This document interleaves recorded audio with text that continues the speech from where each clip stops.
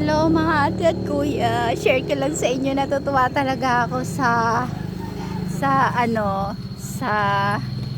nakita ko ngayong umaga kasi araw-araw ko yung chine-check yung mga tanim ko.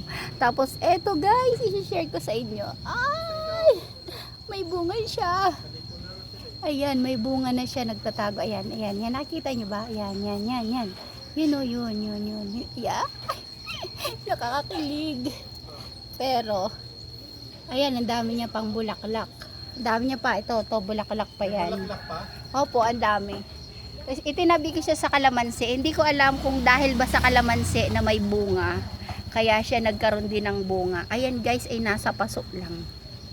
Nasa paso ko lang yan. Nakakatuwa.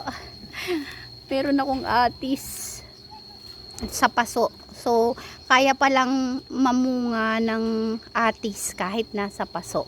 Kahit nga itong kalamansi ay nasa paso lang. Ayan o, yan.